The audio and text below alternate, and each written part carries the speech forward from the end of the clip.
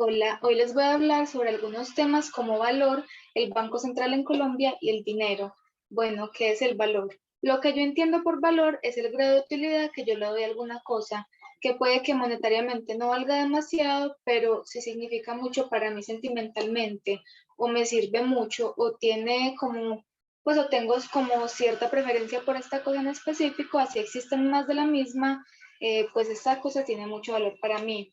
Lo que yo quiero decir con esto es que a lo largo de la historia han habido muchas contradicciones respecto al significado de valor. Algunos pensadores han estado del lado en que el valor es igual a utilidad y otros han estado del lado en que valor es igual a la cantidad de trabajo que se invierte para hacer dicha cosa. Para mí, en realidad, el valor es subjetivo y cada persona le damos el valor que consideremos a cada cosa. Bueno, ahora les voy a hablar sobre los pensadores que aportaron a la teoría de valor. El primero es F. Kesney. Este pensador ayudó a sentar las bases de la fisiocracia y esta es una corriente que buscaba encontrar las leyes naturales que dominaban la vida, bajo un enfoque de creación cuasi divina. El pensador francés intuyó que el valor está casi separado del hombre y que solo puede venir de la tierra. De este modo, Kesney desarrolló la llamada Tableau économique, en la cual modela el flujo de la renta y el producto entre tres clases sociales: los agricultores, los propietarios de capital y los artesanos.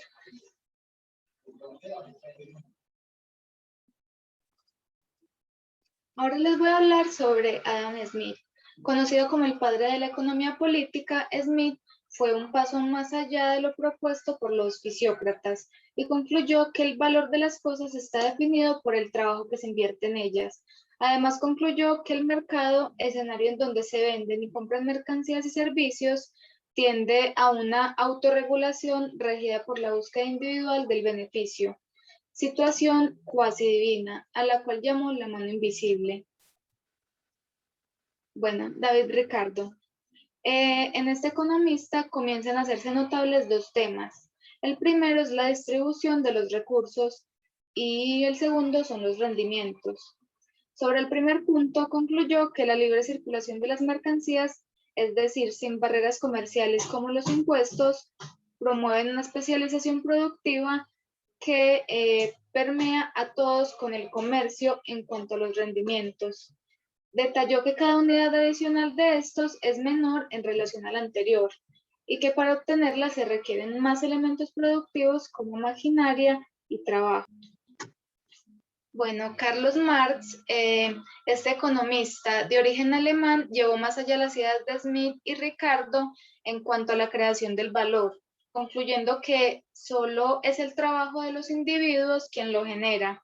Sobre esta aseveración, Marx sostuvo que bajo el modo de producción capitalista lo que se genera es explotación del hombre, o sea, los asalariados por el hombre, o sea, el capitalista, lo que genera una creciente desigualdad. El también filósofo concluye que en algún momento el capitalismo caería por sus propias contradicciones. Bueno, y por último tenemos a Karl Mengel. De origen austríaco y de formación en la abogancia, él fue uno de los principales pensadores de la llamada economía austríaca. A diferencia de los mencionados anteriormente, él no atribuye el valor de las cosas al trabajo invertido para producirlas, sino a la relación de las mercancías con las necesidades de los individuos. Con ello da paso a la teoría subjetiva del valor, que tiene como estandarte que los precios se determinan en relación a qué tanto se desea un bien, así como su disponibilidad. Bueno, ahora les voy a hablar sobre el valor de cambio y el valor de uso. El valor de cambio para Adam Smith y la economía clásica es el mercado establecido para un producto o el resultado del trabajo y recursos necesarios para su producción. Por ejemplo, si un productor de automóviles fabrica un coche por día y otro productor de motocicletas es capaz de producir 3 por día, sería posible un intercambio basado en las 3 motos por un coche en ese mercado. A su vez, cada uno de los bienes citados tendrá un valor de mercado intercambiable por dinero. De este modo, también sería posible la adquisición de ambos tipos de producto para los consumidores a cambio de una contraprestación monetaria. Bueno, el valor de uso. A menudo se identifica como el aprovechamiento que tendrá este durante su vida útil, es decir, la satisfacción que ofrecerá a su consumidor a lo largo del periodo de tiempo en que se desgasta hasta su obsolescencia o deterioro irreparable. Llegando a ese punto, el usuario reemplaza el producto por otro. Por ejemplo, el valor de uso de una verdura podrá ser el consumo o su utilización para la elaboración de otro alimento.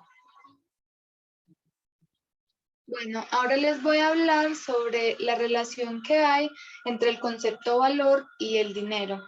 Según Marx, el concepto de valor no se puede confundir con el valor del dinero. Según él, el dinero en cuanto a mercancía solo se puede expresar con el tamaño de su valor de acuerdo con otras mercancías. Por ende, se encuentra sujeto al tiempo de trabajo socialmente necesario para este. Esto no tiene nada que ver con el verdadero valor de las cosas, ya que algo puede valer mucho dinero, pero tener poco valor. Acá se habla mucho de la famosa paradoja del agua y los diamantes. Se decía que el agua es fundamental para vivir y todos la necesitamos, sin embargo, pues vale poco dinero. En cambio, un diamante, que cualquiera de nosotros puede vivir sin uno, vale mucho dinero. Ahora les voy a hablar sobre el Banco Central de Colombia, su historia. Después de varios intentos, en junio de 1880, el gobierno creó el Banco Nacional para que actuara como su banquero y promoviera el crédito público. La función de banquero consistía en prestar al gobierno los servicios de consignación de los fondos públicos o de tesorería, crédito, colaboración en la contratación de préstamos internos y externos y la administración de los títulos de deuda pública. También había sido encargado de la emisión de billetes, pero en 1894 debió ser liquidado por el Congreso, debido a excesos registrados en la capacidad de emisión. Años más tarde fue creado el Banco Central de Colombia, el cual funcionó de 1905 a 1909 y luego fue liquidado por idénticas razones que el anterior.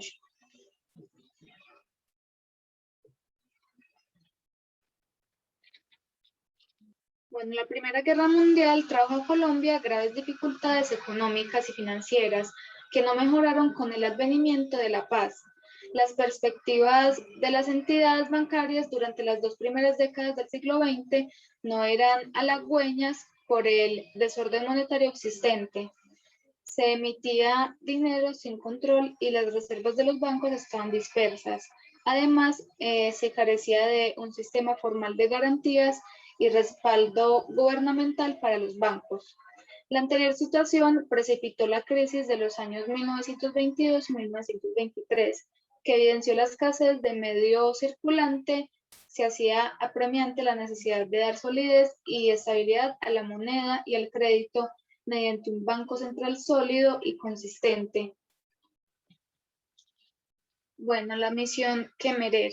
En marzo de 1923, el presidente Pedro Nel Ospina contrató un grupo de expertos presidido por el profesor Edwin Walter Quemerer, que más tarde se llamó la misión Quemerer.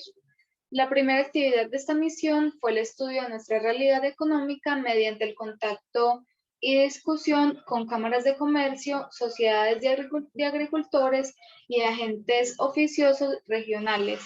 Luego, sin que se tratara de un trasplante de normas y organizaciones vigentes en otras economías de innovación total, la misión condujo al ordenamiento de lo aprovechable en las leyes dictadas en el año anterior, como base para la elaboración del estatuto orgánico de la entidad que iban a hacer. Mediante la Ley 25 de 1923 se creó el Banco de la República como Banco Central Colombiano y se organizó como sociedad anónima con un capital original de 10 millones oro, de los cuales el 50% lo aportó el gobierno y la diferencia los bancos comerciales nacionales. extranjeros y algunos particulares. A esta entidad se le confió en forma exclusiva la facultad de emitir la moneda legal colombiana y se le autorizó para actuar como prestamista de última instancia, administrar las reservas internacionales del país y actuar como banquero del gobierno. La organización del Banco de la República constituye un elemento fundamental en la organización económica e institucional del país. Con el paso de los años, esta institución ha experimentado cambios importantes que han buscado adecuarla a una economía que permanece en proceso de crecimiento y actualización. Bueno, sus objetivos. El principal objetivo de la política monetaria es preservar la capacidad adquisitiva de la moneda, en coordinación con la política económica general, entendida como aquella que propende por estabilizar el producto y el empleo en sus niveles sostenibles de largo plazo. En ejercicio de esta función, adopta las medidas de política que considere necesarias para regular la liquidez de la economía y facilitar el normal funcionamiento del sistema de pagos, velando por la estabilidad del valor de la moneda. Uno de los integrantes del Banco de la República son: el gerente general es Leonardo Villar. Los miembros de la junta directiva son Carolina Soto, Roberto Steiner, Viviana Taboada y Mauricio Villamizar. Bueno, ¿por qué es tan importante para la economía colombiana el Banco de la República?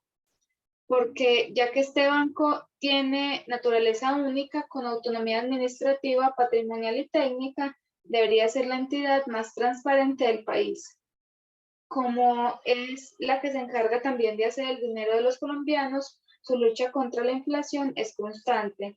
También es muy importante porque este es el que se encarga de las negociaciones y los préstamos de los otros países para nuestro país. Ahora les voy a hablar sobre el dinero. Bueno, la historia del dinero. El origen del dinero fue el trueque. Lo primero que surgió como manera de obtener alimentos y otras cosas fue el trueque, pero poco a poco fue cambiando ya que se hacía difícil, sobre todo porque ambas partes debían estar interesadas en los productos intercambiados. Además, debían de llegar a un acuerdo en cuanto al valor que tenían dichos objetos para que el cambio fuera equitativo. Así que el trueque empezó a quedar de lado y evolucionó al dinero. Bueno, la evolución del dinero. Las primeras monedas. Generalmente se cambiaban alimentos como la sal, el maíz, el cacao, pescados y carnes por oro, plata y o bronce. El problema era que estos metales eran muy pesados porque venían en forma de lingotes. Para pesar estos lingotes se usaba la medida ciclo, para que le daba cierto valor, por lo tanto, en realidad el dinero se pesaba, mas no se contaba.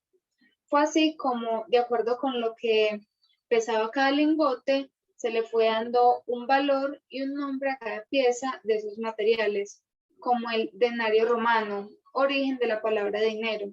Como esto, ya podemos hablar del concepto dinero. La principal dificultad que surgió en los inicios del dinero es que este tenía que pesarse, por lo que era necesario tener una balanza, pero no todos los comerciantes tenían una. Aquí es donde surge la idea de las monedas. Las primeras monedas nacieron en la actual Turquía, Lidia, en el siglo VII a.C., de la idea del rey Argos. Los materiales utilizados para elaborarlas eran oro y plata, ya que eran los metales más valiosos en ese momento. Así se creó un medio más fácil y cómodo para intercambiar productos, quedando de lado los granos, lingotes e incluso el ganado. La moneda se fue expandiendo por varias regiones hasta incluso comenzar a tener símbolos o dibujos en sus caras. De hecho, uno de los primeros en tener su cara en una moneda fue Alejandro Magno. Bueno, el papel moneda, los primeros billetes. En el siglo VI comenzaron a aparecer los primeros billetes de la mano del emperador mongol Kublai Khan. En este caso, los billetes eran certificados sobre la existencia de un depósito de oro en un banco, lo que se asimila a lo que conocemos hoy en día como un cheque. El uso del billete continuó expandiéndose en Europa y los primeros billetes que aparecieron fueron en Suecia en el año 1661, impresos por el cambista Johan Paltruch, que los entregaba como recibo o resguardo a quienes depositaban oro o plata en el Banco de Estocolmo.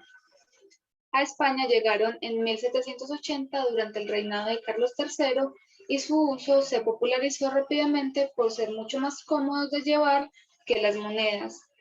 Así no hacía falta cargar con la famosa bolsa llena de monedas, mucho más llamativa y pesada. El cheque, por su parte, surge de la práctica bancaria de Inglaterra en el siglo XVIII, pero recién en el siglo XIX comenzó su reglamentación legal.